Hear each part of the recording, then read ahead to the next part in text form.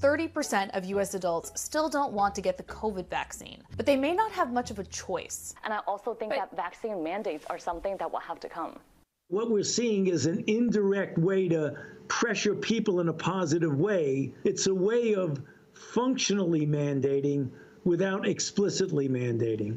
En fonction de l'évolution de la situation, nous devrons sans doute nous poser la question de la vaccination obligatoire pour tous les Français. Governments all across the West are making the vaccine mandatory for health workers, but now the general public is also being pressured into taking the vaccine through new laws. This is a huge issue in a couple of ways. First, up to 50% of health workers are rejecting the vaccine, so what's going to happen to them? Secondly, isn't limiting the rights of the people who didn't get it a form of making it mandatory? France has introduced these new COVID laws that if you're caught in public without your vaccine health pass, you could face up to 6 months in jail or a fine of 10,000 euros. You might not be from France, but other countries follow the example of France, and those rules are now being implemented in the Western world. Alright, welcome to the channel guys, my name is Soren and I'm really happy that you joined me for today's video.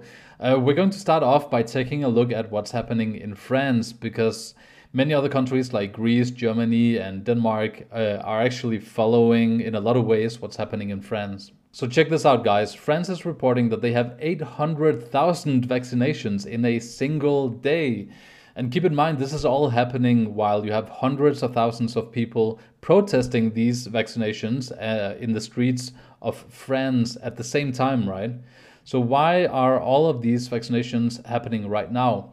Well, Macron introduced a new law that if you're caught in public, and public meaning more than 50 people, and you don't have your pass sanitaire with you, your health pass, showing that you've had your vaccination, then you could be put in jail for 6 months. 6 months in jail, or you could be fined by 10,000 euros. 10,000 euros in a pandemic time like this one could cripple most people in France right now. So let's take a look at what the article has to say. Within 72 hours of the French learning they would soon need to be vaccinated or tested to go to the cafe, more than 3 million had booked appointments, and France had broken its vaccination record, administering 800,000 shots in a single day. At the same time, daily infections driven by the more contagious Delta variant continued to climb, reaching nearly 9,000 on Wednesday, and on Bastille Day, about 20,000 demonstrators nationwide protested against what some called a dictatorship. Now, this is interesting. Look at this. Polls show more than 65% public support for the range of measures unveiled by Emmanuel Macron on Monday, aimed, in the president's words, not at making vaccination immediately obligatory for everyone, but at pushing a maximum of you to go out and get vaccinated. To push a maximum amount of people to go out and get vaccinated. Those are the words of the president of France, Macron. And that's the general sentiment that we're seeing now in a lot of countries in Europe and the United States. So I imagine that the 65% here, that most of them are already vaccinated, because it kind of makes sense that if you're already vaccinated, you want to be able to move around freely and not feel in danger of the virus by spending time with non-vaccinated people. But at the same time, it has the consequence of effectively separating people into two groups, the non-vaccinated and the vaccinated people. So now all of a sudden, you're leaving out all of these people who has not yet received the vaccination. Critics, however, accuse the government of discriminating against vaccine skeptics and those who will not be fully inoculated before the rules come into effect, while others say the government is effectively imposing general vaccination by stealth, trampling on individual rights and freedoms. The article also goes on to talk about the fines of 10,000 euros if you're caught in public without this pass sanitaire. And you might also end up in jail for doing the same thing. So these are pretty drastic measures. So those are some of the most severe laws that we've seen during all of this pandemic. And you have to wonder about those hundreds of thousands of protesters in the streets, if they will be affected by this, because they're protesting the vaccine. They probably don't have a health pass like at all. So are they all going to be fined? So imagine if you're already a little conspiracy minded And now the government passed a law that you can't even protest effectively. You can't protest the government unless you follow the government's rules of pushing for you to get vaccinated. So this is interesting because the model in France is being copied all across Europe and in the US as well. They don't have the same laws and they don't have the same fines, but the way of pressuring people, indirectly mandating that to do most basic social things in life, in some places even to have a job, you have to have this health pass. And now it's no longer, in some countries, it's not just enough to get a test to show that you're negative. You actually have to have had the vaccine to show that you're negative. Making it mandatory for health workers is happening all over the place as well. So look, there's some sense to all of this, that you don't want your nurses and your doctors to come into a hospital infected by the virus and then spreading it to the weakest people in the hospital, possibly causing them to die. There's a lot of sense behind it, but you have to wonder about these hospitals that are reporting that up to 50% of the nurses and doctors are refusing to take this shot. Like, what's going to happen to all of those people? Take a look at this, guys. Surprising number of hospital workers refuse vaccines. Numbers are coming in of up to 50% of all of the nurses and doctors in certain hospitals are refusing to take the vaccines. Most hospitals will have a number between like 30 and 50%. But what's interesting is that the group of people that you would expect would be the quickest to take the vaccine actually has the same hesitancy rate as the rest of the public. And that should tell you something, because in many newspapers online, people call the people who don't want to take the vaccine, they call them conspiracy theorists. And if you are watching nurses and doctors say no to it at the same rate, that conspiracy theory label kind of goes out of the window, right? These doctors and these nurses have their own reasons not to take it.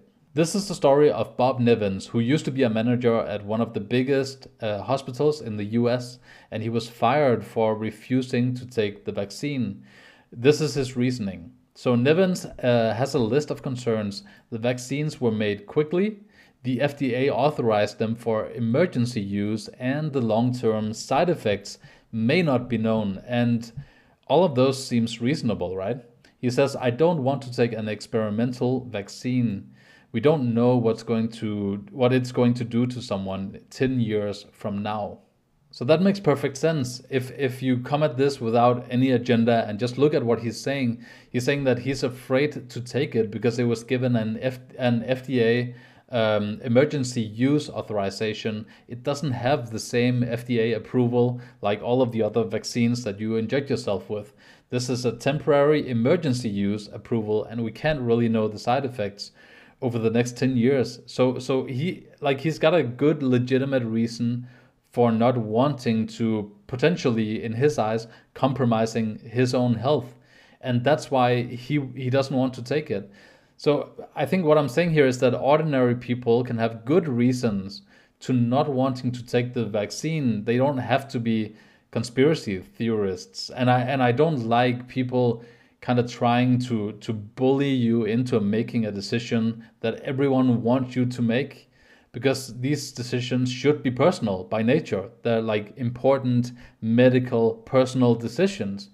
You shouldn't be bullied into taking it, and you shouldn't be indirectly pressured by your government into taking an essentially emergency use vaccine, right?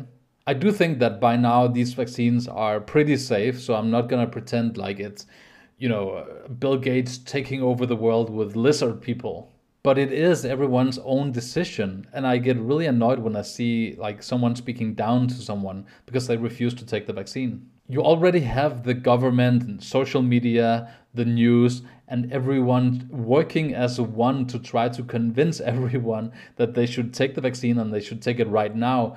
You don't need to add on top of that like social pressure from your friends and family. So speaking to the main issue here, I don't like France and all of these other countries beginning to create laws that essentially is pressuring one specific group of people, strangling them because now they can't participate in certain social things.